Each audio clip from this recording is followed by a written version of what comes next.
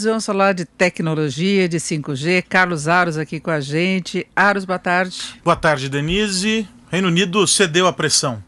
E? E agora removeu a Huawei, não é, que é a gigante chinesa do segmento, do fornecimento de equipamentos de infraestrutura para o 5G. Basicamente, do equipamento que faz a transmissão do 5G. E, além disso, tem até os próximos anos, até 2027, para retirar equipamentos da empresa chinesa de todo o sistema de telecomunicações em inglês. Pressão dos Estados Unidos. É pressão dos Estados Unidos, mas dessa vez com um componente adicional. Não só o fato de o presidente dos Estados Unidos ter jogado com seus parceiros para que eles também fizessem pressão sobre os chineses, mas por causa de uma sanção imposta pelo governo americano que vai dificultar ainda mais para que a fabricante chinesa tenha acesso a chips que são fornecidos por empresas norte-americanas, ou seja, era um sufocamento que estava acontecendo por vias políticas e agora também por vias comerciais. Já havia uma tentativa de um embargo lá atrás, que até aconteceu, prejudicou empresas de vários setores, mas agora muito direcionado e focado nas remessas de chips. Como a Huawei precisa desses equipamentos para montar as peças e os produtos que ela tem em suas fábricas na China, fica difícil não ter o acesso ou ter um acesso mais reduzido a esses produtos. E aí, claro, o Reino Unido argumenta que a empresa pode deixar de ser segura, porque se não há como acessar a mão de obra, ela talvez não tenha como garantir a manutenção, não tenha como fornecer uma série de outros produtos que precisa nessa negociação. Tem um fator interessante aí, Denise, que é o seguinte: essa decisão do governo britânico leva a um atraso de pelo menos 2 anos aí na implementação plena do 5G no país. E a gente sabe que o 5G gera uma expectativa grande em vários países, porque trará resultados, primeiro que imediatos para a indústria, que começa a produzir peças, começa a produzir equipamentos compatíveis que geram mercado. E segundo, porque a tecnologia traz benefícios de redução operacional, os custos ficam menores quando você tem uma tecnologia que te dá mais capacidade com menos esforço, né? E o Brasil pode seguir a mesma linha, né? Com restrições também em relação à China.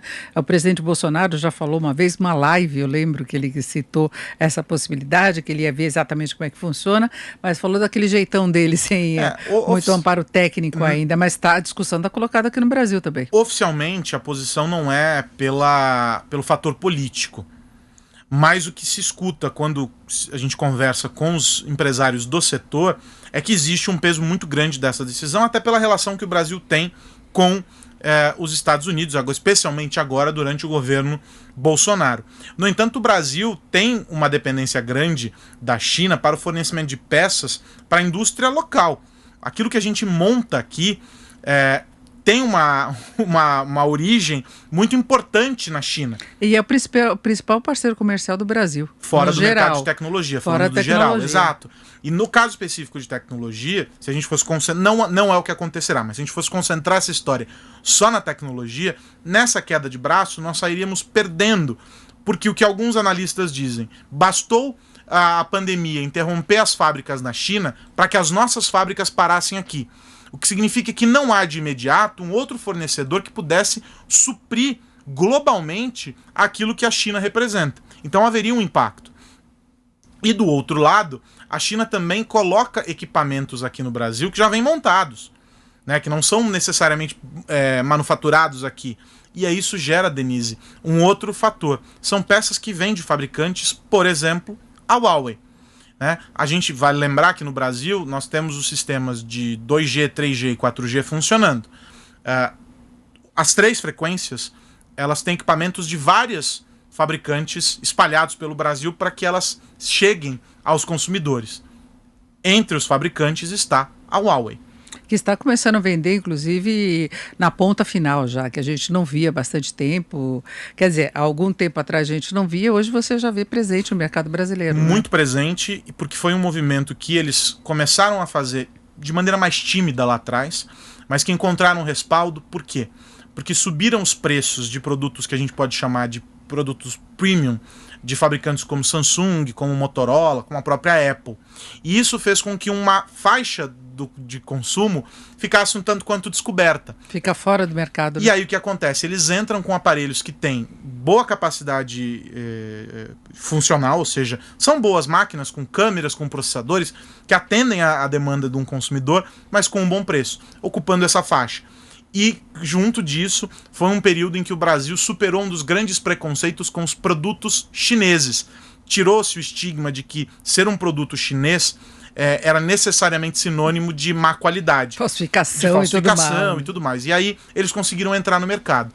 Não tem ainda uma presença tão grande quanto essas outras fabricantes, por uma questão cultural, de presença mais longa no mercado por aqui, mas fizeram tentativas tanto no e-commerce quanto nas lojas físicas. Nas lojas físicas não foi tão bem sucedido. Agora eles estão voltando para as lojas, com postos em quiosques dentro dessas lojas de departamentos e tudo mais. É uma tentativa interessante, tem mercado para eles e preocupa no mercado global a Samsung e a Apple. A Huawei vem subindo e ganhando mais espaço no mercado. Eu falava isso porque me chamou a atenção, porque eu tinha lembrança do nome da empresa, porque ela foi um dos grandes alvos da guerra comercial entre China e Estados Unidos. Então, globalmente, a gente ouvia a conversa. Aí, quando eu vi o produto, eu falei, olha, é esse aquele lá. Que chegou, então, chegou aqui no Brasil. E quando a gente pensa que essas fábricas chinesas, não só a Huawei, mas tem a Foxconn, enfim, são várias fabricantes, elas estão presentes não só no produto final, que essas mesmas marcas colocam nas prateleiras.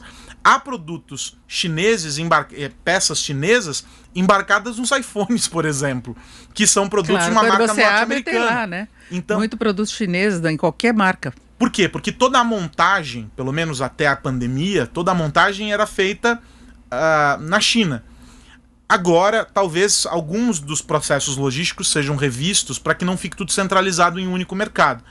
Mas a China é super importante dentro desse universo. Os Estados Unidos perceberam isso na guerra comercial, porque começou a aumentar preço e ter problema de fornecimento de vários produtos, componentes, insumos que eram produzidos na China. A China tem base de montagem, de produção, várias fábricas, porque o custo lá é menor de produção. Então, empresas americanas que se instalaram na China. Então, esse problema já começou a ser discutido na época da guerra comercial. Falou, olha, fica essa dependência da China, qualquer problema entre os dois, as empresas sofrem. E depois a pandemia, né, que a China fechou algumas áreas e deixou de fornecer os produtos. Mas é evidente que não se pode acreditar que se um dos dois lados da balança está pesando mais do que o outro, que a coisa está normal. Não pode ser nem tanto a China e nem tanto os Estados Unidos. O que tem que se buscar é um meio termo. Eu queria saber rapidamente, para quem está nos acompanhando e que não sabe, que eu tenho uma certa dúvida, o que muda com o 5G?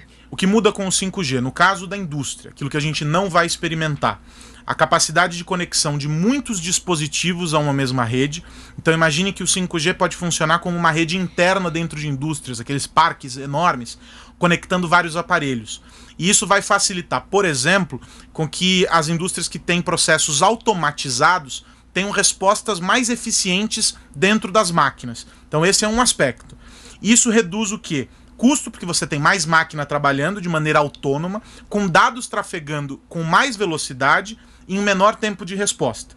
Isso no caso da indústria. E aí já tem vários estudos projetando economias e resultados aí, bilionários para a indústria.